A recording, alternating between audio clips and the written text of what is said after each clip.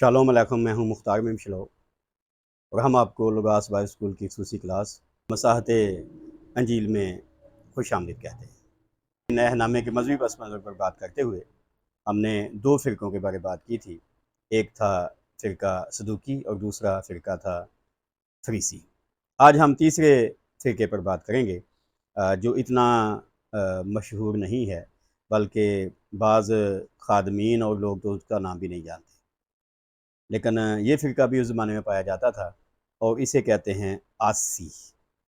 یہ فرقہ آسی یا آسین کے نام سے مشہور تھا اور اس کی تعداد صدوقیوں اور فریسیوں سے نہایت کم تھی، مگر یہ بات ہے کہ یہ اپنے اثر و رسوخ کے اعتبار سے ان دونوں فرقوں سے بڑھ کر تھا۔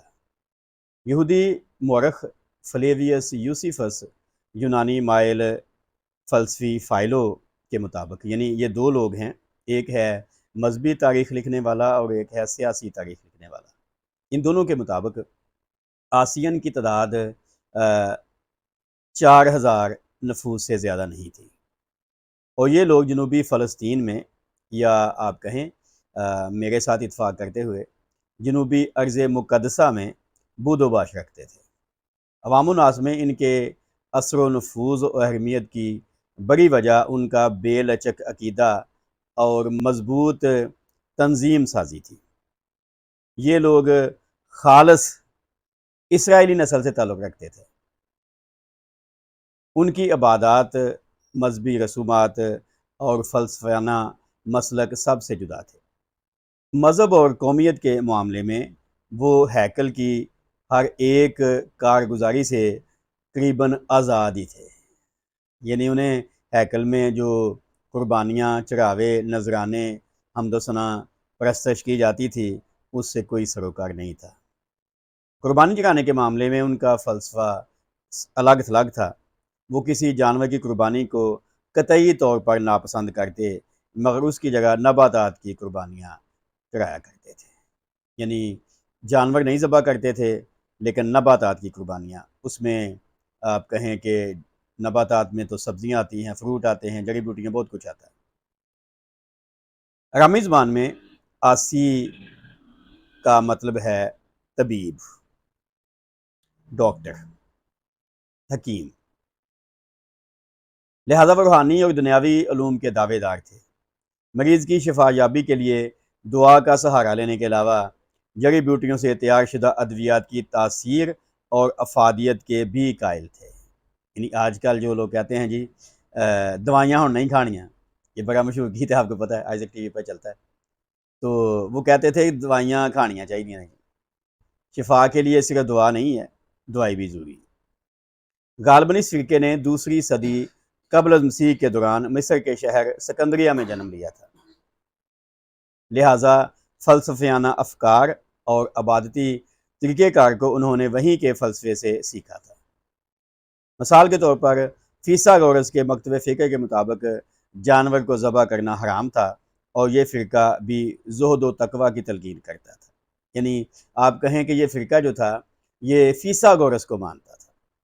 ہم نے تو پاکستان میں فیثاغورس کو ریاضی سے ہی منسوب سمجھا ہے، ٹھیک ہے جی، مسئلہ فیثاغورس آپ نے سنا ہوگا، لیکن آپ کو معلوم ہو کہ فیثاغورس صرف ریاضی دان ہی نہیں تھا، بلکہ وہ ایک فلاسفر بھی تھا اور اس کے اپنے نظریات تھے۔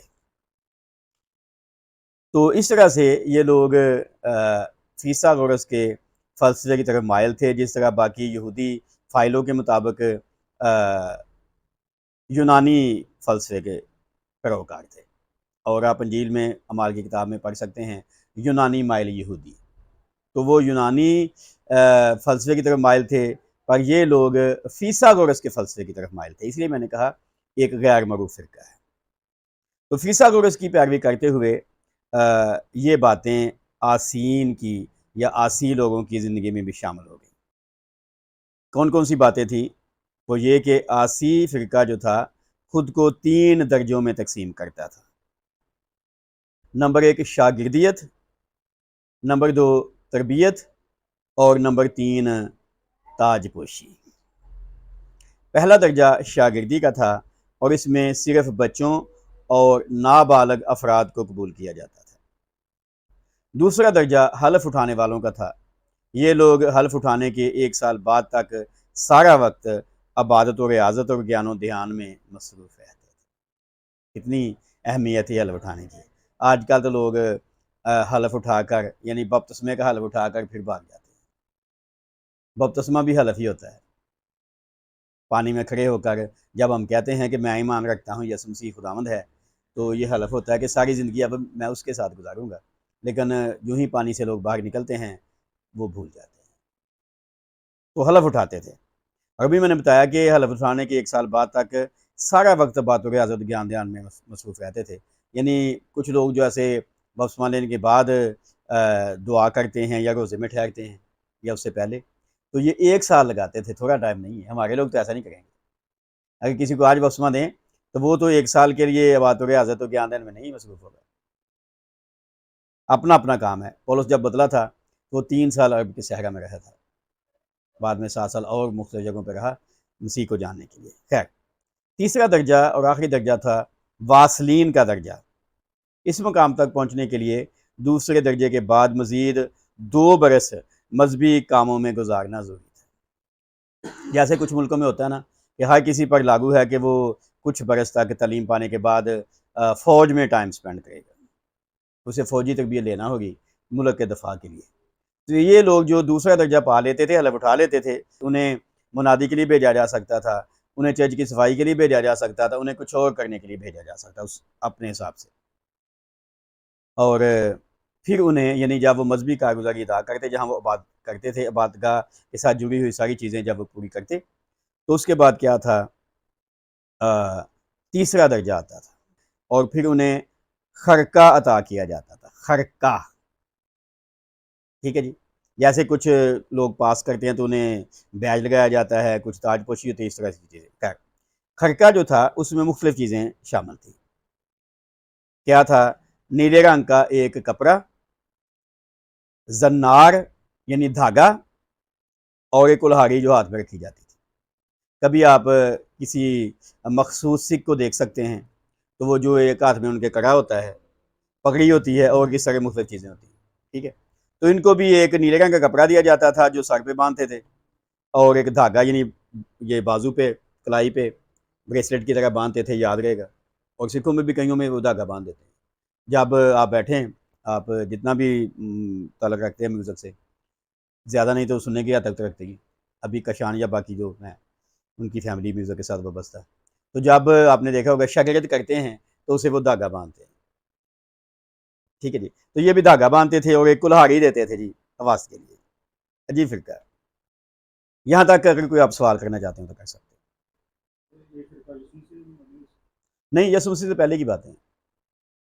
ہاں جی،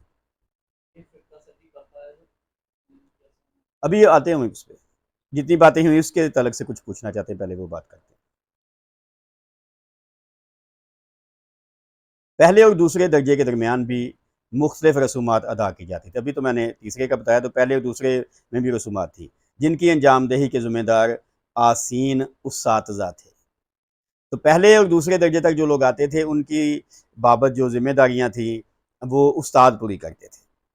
مثلا غسل، بعض عہد ناموں کی تلاوت یعنی بائبل کے عہد ناموں کی تلاوت، جماعتی رکن کا شخصی دیانتداری اور جماعتی وفاداری کی ایک بار قسم کھانا تاکہ ساری زندگی کوئی جھوٹی یا سچی قسم اٹھانے سے پرہیز کرے۔ اگر وہ پہلی کھائی ہوئی قسم کو توڑنے کا مرتکب ہوتا تو جماعت کے 100 ارکان کے فیصلے پر رکنیت سے خارج کیا جاتا تھا، اور اگر اس کا جرم خیانت کی حد تک پہنچ چکا ہوتا تو اسے موت کی سزا بھی دی جا سکتی تھی۔ عجیب ہے نا؟ یعنی قسم توڑتا تھا تو 100 ارکان اس کی رکنیت خارج کر سکتے تھے، پر اگر خیانت تھی یعنی کوئی بھی اسے ذمہ داری دی جاتی ہے وہ اس میں خیانت کر دیتا تھا۔ خیانت ضروری پیسے کی نہیں ہوتی، کام کی بھی ہو سکتی۔ اسے کہا بھائی یہ ذرا کام کا کیا، وہ جا کے سو جائے، تو اسے خیانت کے جرم میں موت بھی دی جا سکتی تھی۔ آسین جو تھے غسل جنابت فرض سمجھتے تھے، فجر اور صبح کی نماز پابندی سے ادا کرتے تھے، سبت کے پابند تھے، اس روز مکمل چھٹی کے قائل تھے، اور کسی ضروری کام سے بھی پرہیز کرتے تھے۔ ریاست کے معاملات اور اس کی منصبداری میں شریک نہیں ہوتے تھے، غلام کو رکھنا یا غلامی کو حرام سمجھتے تھے۔ ان کے نزدیک افضل کام کھیتی باڑی اور ہاتھ سے کام کرنا تھا۔ وہ تجارت کو پسند نہیں کرتے تھے اور ان کے نزدیک بہترین کام جنگ کے لیے ہتھیار اٹھانا تھا۔ تو لوہاری رکھتے تھے لیکن جنگ کرنا نہیں چاہتے تھے۔ اور آپ نے جو پوچھا تھا ابھی کہ دوبارہ سوال کریں۔ یہ فرقہ کس سن میں آیا؟ ہاں، تو اگر آپ کو یاد ہو جب ہم نے بات شروع کی تھی تواریخی اور مذہبی پاس منظر کے لیے، تو اس میں نے بتایا تھا کہ ملاکی سے متی رسول کے زمانے تک مختلف فرقے آئے تھے۔ تو اسپیسیفکلی کوئی ڈیٹ نہیں ہے، لیکن اس زمانے میں یہ فرقے آئے تھے۔ تو یہ تھا جی تیسرا فرقہ، اور مجھے امید ہے، پکا یقین بھی، کہ جب یہ ویڈیو پاکستانی کلیسیا تک، خادمین تک جائے گی تو وہ بہت حیران ہوں گے کہ آئندہ بھی لوگ ہیں۔ جی اگلے فرقے پہ آنے سے پہلے سوال ہے تو کر سکتے ہیں۔